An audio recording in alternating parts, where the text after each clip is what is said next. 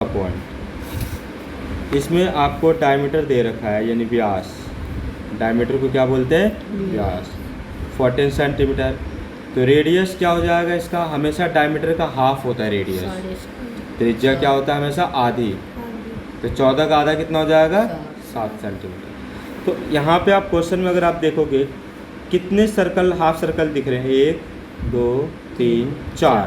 4 half circle दिख रहे हैं। तो 4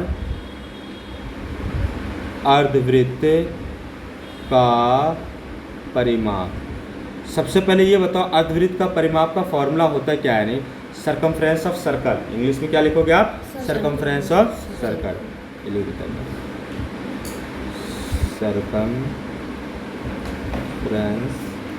ऑफ सर्कल। तो क्या फॉर्मूला होता है इसका? पाई आर। क्या फॉर्मूला होता है? पाई आर। 4 सरकमफ्रेंस है, 4 अर्धवृत्त है, तो मल्टीप्लाई क्या कर दूंगा? समझ आया? 4 से क्यों करा? जितना होगा उतने से मल्टीप्लाई कर दोगे। अब क्या करेंगे? 4 अपनी जगह रहेगा, पाई की वैल्यू 22/7 और आर की वैल्यू देखो कितना आपके पास? 7। 7 से 7 कट गया तो 4 2 जा 8, 4 2 जा 8। तो हमारा ये जो 4 सर्कल दिख रहा था, हमने 4 सर्कल का निकाल दिए। अब इसके बीच में ये वाला हिस्सा दिख रहा है, ये हमारा क्या है? क्वाड्रेंट या क्वार्टर जिसे आप बोलते हो, है ना? क्वार्टर बोलते हो ना? तो क्वार्टर निकालना है इनका, यानी चतुर्थांश का परिमाप। हमने इससे पहले चतुर्थांश का परिमाप करे थे, स्टार्टिंग में सिखाया था। तो चतुर्थांश का परिमाप, चतुर्थांश का परिमाप का फॉर्मूला होता है 2 पाई आर इंटू थीटा अपॉन 360। ये बताया था ना फॉर्मूला। अब कितने चतुर्थांश दिख रहे हैं आपको? 1 2 3 4। तो मल्टीप्लाई क्या कर दोगे? 4 करोगे। ठीक है, कोई दिक्कत?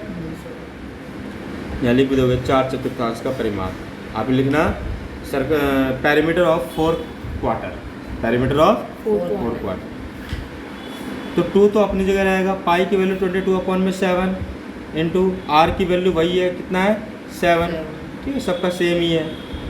इंटू थीटा, हमेशा ध्यान रखना क्वार्टर में यानी चतुर्थांश में थीटा का वैल्यू 90 होता है। हमेशा लिखा हुआ ना भी हो तो भी आपको 90 डालना है। ठीक है, 360। और ये 4 अपनी जगह यूँ का 1 0 से 7 से 9 एकम 9, 9 चौके 36, 4 एकम 4, 4 से 4 कट गया। अब जो बचा उसको मल्टीप्लाई कर दो, 22 और 2 गुना कर दो, कितना आ जाएगा? 44। तो कुल परिमाप हमें निकालने हैं, कुल परिमाप। तो एक तो 88 यहाँ पे ऑलरेडी आ रखा है, दूसरा 44 यहाँ आ गया। ठीक है, पहला ये निकाल चुके हैं हम, दूसरा ये, दोनों को ऐड कर देंगे। तो दोनों को ऐड करने में कितना आएगा? 4 8 12, 8 4 12 और 1 13। ये हमारा सेंटीमीटर हो गया आंसर। कितने भागों में बांट रखा है? एक भाग यहाँ है, दूसरा यहाँ है, तीसरा यहाँ है, चौथा यहाँ। 4 भागों में बांट रखा है। कितने भागों में बांट रखा है? चौथे पॉइंट में अगर आप देखोगे सर्कल को 4 पार्ट में डिवाइड किया हुआ है, दिख रहा है? टोटल 28 है। टोटल कितना है? 28। बड़े वृत्त का व्यास कितना है? 28। तो हाँ बेटा, मम्मी आया, जा जा जा। हाँ, इसको छोड़ दो यहीं पे। त्रिज्या हमारा कितना हो जाएगा इसका? हाफ। 28 का हाफ कितना होगा? 14। ठीक है, अब इस बड़े सर्कल के जो व्यास को इन्होंने 4 भागों में बांटा है। 4 छोटे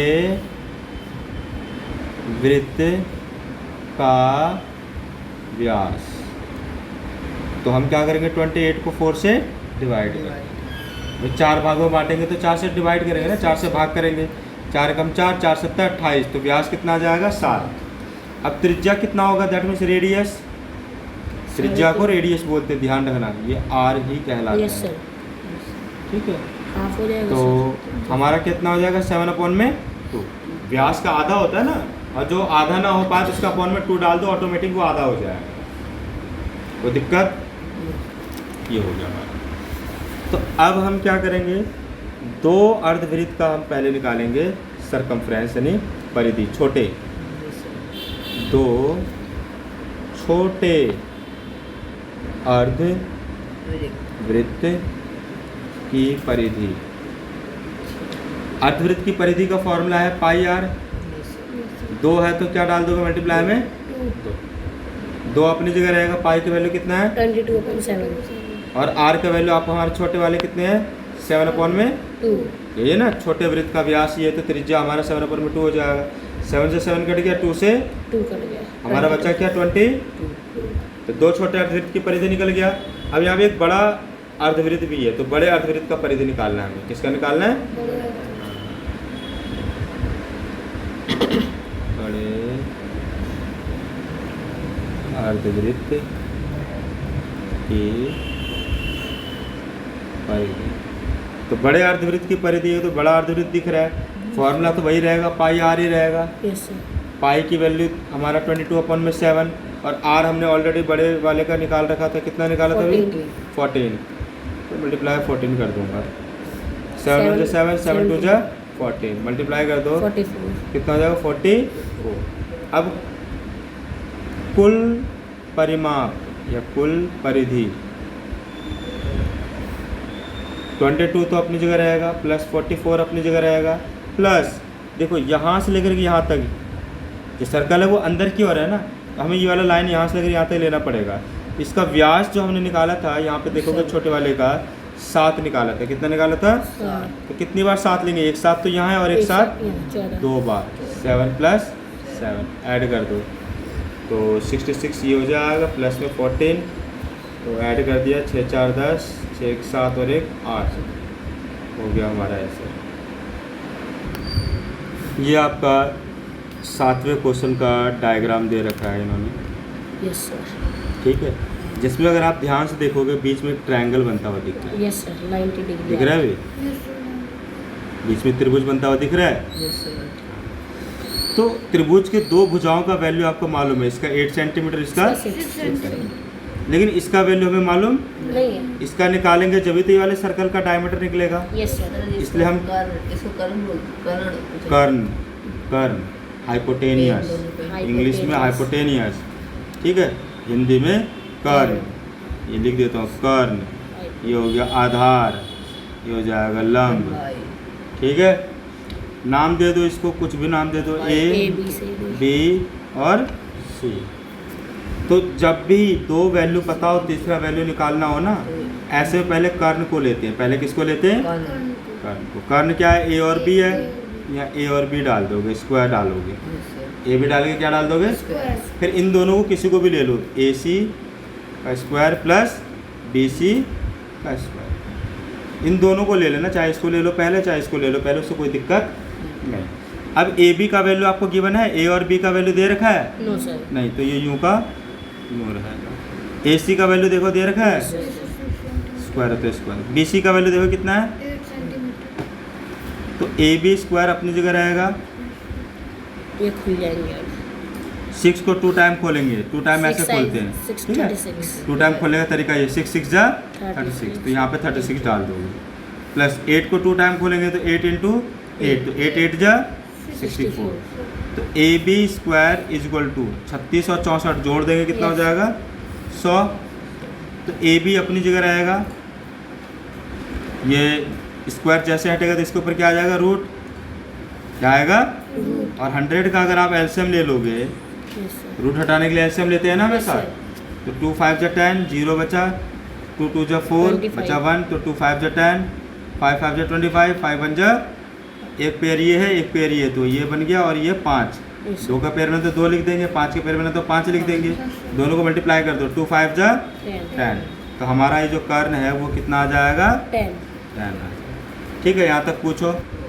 ये पाइथागोरस, जो हमने 8th में पढ़ा ठीक है, था। फॉर्मूला है जो कि आपको ध्यान में रखना होगा। ये नहीं। फॉर्मूले का इस्तेमाल करके आप दूसरे का निकालोगे, 7th में भी पढ़ा। ठीक है। सर एक ऐसे भी होता है कि जो 8 × 6 भी ऐसे कुछ करते हैं क्या? निकालने के लिए। वो नहीं, वो Current पहले को- कर देते हैं। क्या तो करते दोनों हैं? को मल्टीप्लाई प्लस कर दो, Multiply। अब अलग कर दो। कुल परिधि। इससे पहले सबको ना त्रिज्या बनाते हैं। देखो पहला जो रेडियस होगा 8 का हाफ हो जाएगा, क्योंकि हमेशा आधा होता है, यहाँ से लेकर यहाँ तक व्यास कहलाता है। ये पूरा क्या कहलाता है? व्यास। व्यास। तो इसका आधा हमेशा त्रिज्या होता है, 4 यानी R1 आपका 4 हो जाएगा, R2 6 का आधा 3 कितना हो जाएगा? तीन। 3, फिर R3 10 का आधा कितना हो जाएगा? 5। तो 3 व्यास त्रिज्या हमारे पास, तो तीनों को मिलाकर के हमें परिमाप निकालना है, परिधि निकालना है, कुल परिधि। और तीनों के तीनों अर्ध वृत्त है। ये तीनों के तीनों क्या दिख रहा है आपको? अर्धवृत्त। अर्धवृत्त, यानी आधा वृत्त दिख रहा होगा सब। यहाँ Yes, sir. भी, यहाँ भी, यहाँ भी आधा आधा वृत्त दिख रहा है। Yes, sir. तो अर्धवृत्त का परिमाप का फॉर्मूला क्या होता है? पाई आर। एक पाई आर ये, एक पाई आर ये, एक पाई आर ये, तीनों को निकाल रहे हैं ना हम। एक का R1 होगा, एक का R2 होगा और एक का R3। तीनों को क्या कर दूंगा मैं? Plus. प्लस कर दूंगा। बाई इसमें कोई चीज़ कॉमन दिख रहा है? अगर आप Yes, ध्यान देखोगे पाई कॉमन है। R की वैल्यू भले ही अलग अलग हो, लेकिन पाई जो है वो सेम है। तो हम क्या कर देंगे? पाई को बाहर कर देंगे। पाई को क्या कर देंगे? हाँ, रह जाएगा क्या? R1 plus R2 plus R3। R3। तो पाई की वैल्यू 22/7, R1 का वैल्यू कितना है? 4, R2 का वैल्यू 3, R3 का वैल्यू 5।